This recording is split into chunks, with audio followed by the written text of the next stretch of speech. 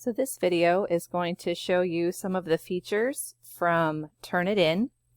So what I've done is I opened my draft in Turnitin, just in the regular assignment inbox.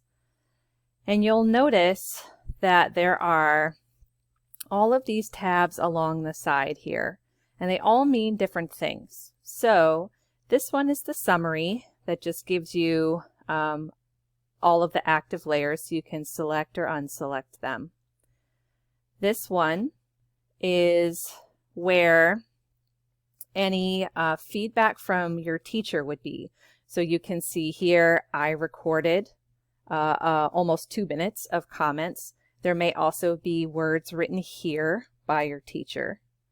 If there was a rubric uploaded, it would be here, and you could see your score based on that rubric. So this is really, the stuff in blue is your teacher feedback.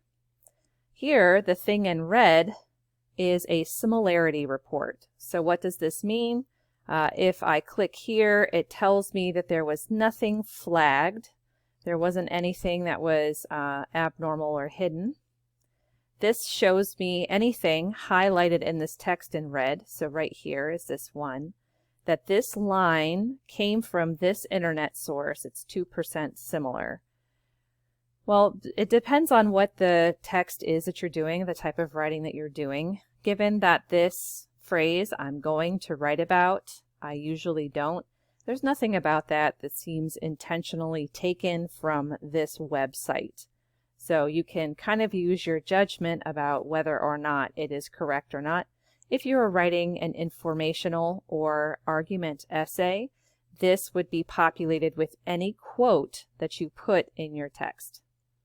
I can continue going down here. It shows me the website that it came from. Again, there's nothing about this that really says, yep, that is the problem here.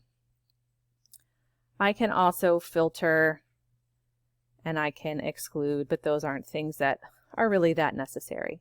This purple one is ETS. It's called the E-Rater. And it tries to identify errors in grammar.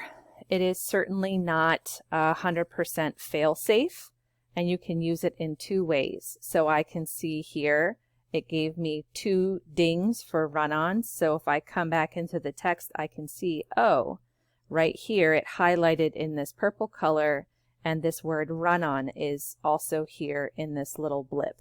If I click on it, it takes me to the handbook and explains why it thinks my sentence is a run-on and how to fix it. I can also go to the writer's handbook for more advice about correcting that error. And you can scan down this right side. See, it says there's 2 article errors. You can also scan the text of your document and do that same thing, right? Okay. There's also a button here to download the paper.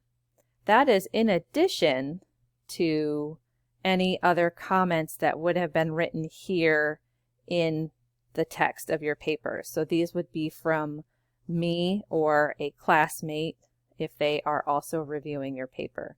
So you have all of this feedback to help you to revise and improve your essays.